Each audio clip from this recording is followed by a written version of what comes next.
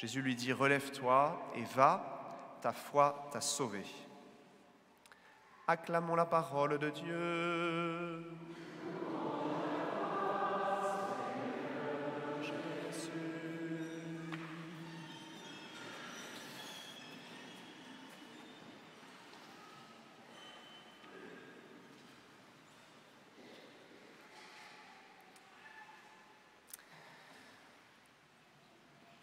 Frères et sœurs, nous entendons cet évangile de cette rencontre entre Jésus et des lépreux.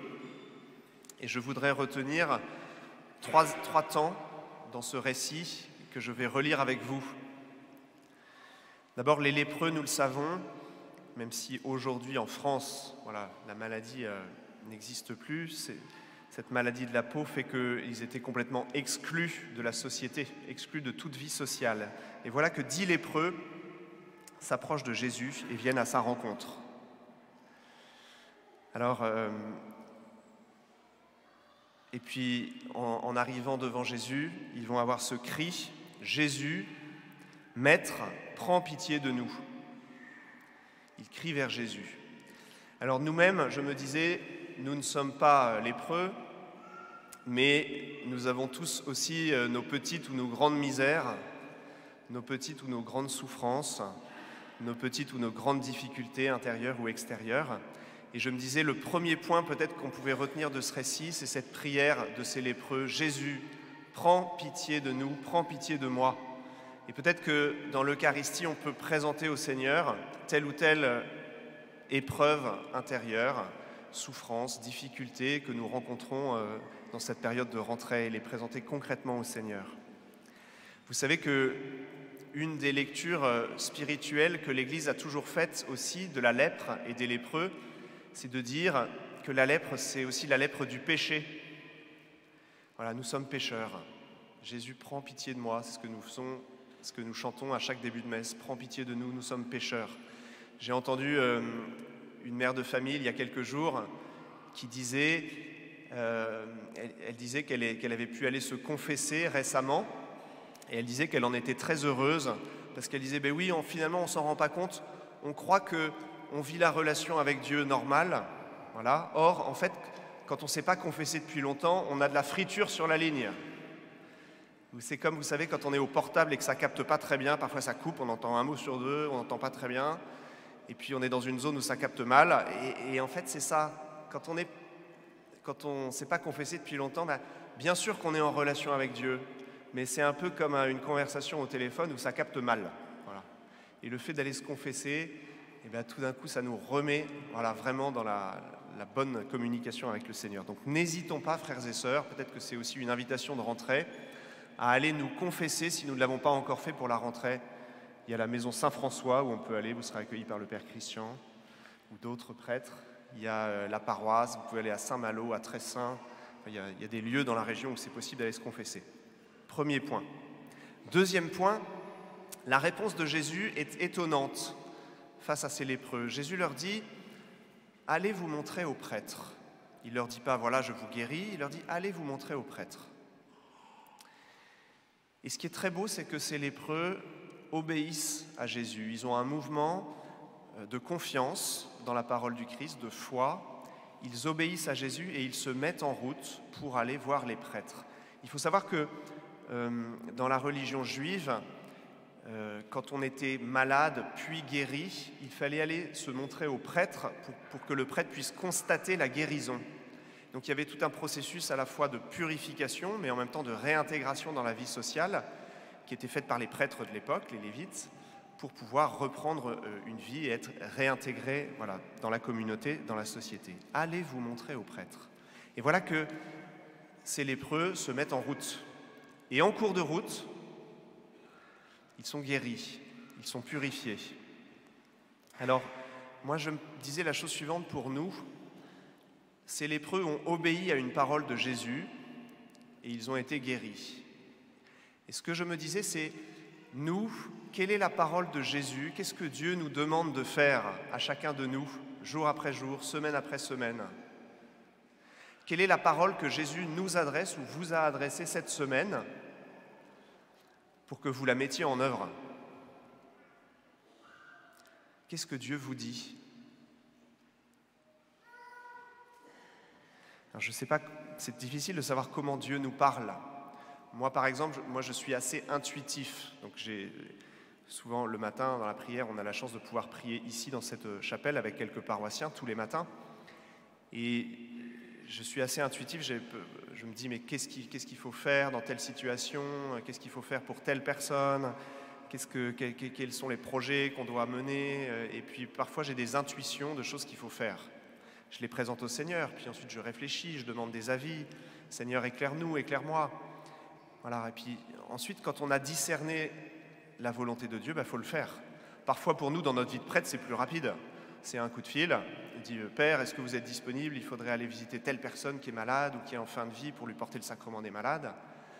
Et dans la foi, dans la confiance, on y va. Et puis on voit Dieu agir dans la vie des personnes, dans la vie des gens. Allez vous montrer aux prêtres. Les lépreux entendent ces paroles, ils partent et la vie revient. Quelle est la parole que Jésus nous adresse? Quelle est la parole de Dieu qu'il faut qu'on mette en œuvre dans notre vie? Parce que si on la met en œuvre, alors Dieu peut agir au-delà de ce qu'on peut imaginer. Et troisième chose, et dernière chose, ces lépreux sont guéris. Voilà. Et puis, sur la route vers le temple, et voilà qu'il y en a un, en fait, c'est un Samaritain. Et le Samaritain, normalement, il ne va pas prier au temple. Vous savez que les Juifs et les Samaritains ne s'entendent pas, il y a un schisme, il y a un mépris réciproque. Et le Samaritain se dit, mais en fait, je n'ai pas besoin d'aller au temple pour voir Dieu. Ce Jésus que j'ai rencontré, c'est lui la présence de Dieu. Il a compris que Jésus était l'envoyé de Dieu. C'est lui la présence de Dieu, ce Jésus. Et donc il retourne voir Jésus, il se prosterne à terre et il rend grâce. Merci Seigneur. Jésus lui répond, relève-toi, va, ta foi t'a sauvé. Alors, trois petites choses. D'abord, il vient rendre grâce. La messe, quand nous venons à la messe, c'est aussi, nous aussi, pour rendre grâce, de la manière dont Dieu a agi dans nos vies. Il rend grâce. Merci Seigneur, toi qui m'accompagnes. Merci Seigneur, toi qui agis dans nos vies. Deuxième chose, celui qui revient rendre grâce, c'est un Samaritain, normalement un étranger, infréquentable. Et dans la première lecture, on avait aussi un étranger, Naaman, le Syrien, un non-juif qui était guéri par Dieu. Jésus veut nous dire par là que le salut est réservé à tous. L'amour de Dieu, le salut de Dieu est pour tout homme, toute femme, quelle que soit sa religion, quelle que soit sa croyance, quelle que soit sa situation de vie, quelle que soit sa manière de vivre. Dieu veut rejoindre tout homme. Et une fois qu'il a relevé, va, ta foi t'a sauvé, il l'envoie, on pourrait dire, en mission, voilà, pour reprendre vie et témoigner des merveilles de Dieu. Il y a quelques jours, avant-hier, il y avait un beau témoignage d'un homme qui s'appelle Laurent Gay, qui est venu nous raconter sa conversion. Et cet homme a eu une vie étonnante. Enfant et adolescent, il était privé d'amour dans sa maison, il vivait en région parisienne. Pas d'amour à la maison, très peu d'estime de soi, pas d'éducation chrétienne. Et voilà que cet adolescent tombe progressivement dans la drogue, les trafics en tout genre, la violence, le sida. Et puis après 10 ans de vie comme cela, il se retrouve en prison.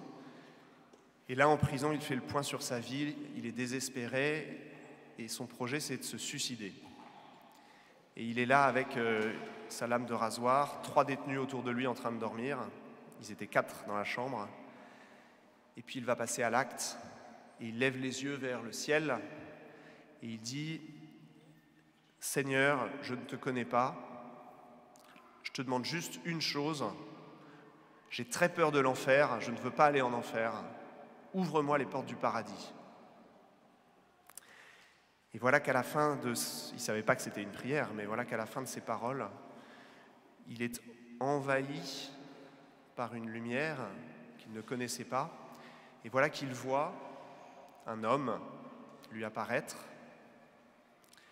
Est-ce que c'était en vrai, est-ce que c'était en songe, il ne sait pas dire, mais il a eu cette vision très claire, peut-être sans doute intérieure, d'un homme avec les 2 mots « confiance, espérance ». Et il se met à pleurer, à pleurer, à pleurer. Et au fur et à mesure qu'il pleurait, il sent la paix qui rentre dans son cœur. Et donc, il ne passe pas à l'acte. Voilà. Jésus était venu se manifester à lui, et lui-même l'a relu de la manière suivante. Jésus était venu se manifester à lui pour le sauver.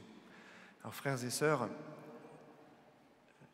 Jésus veut venir nous rejoindre chacun dans nos misères.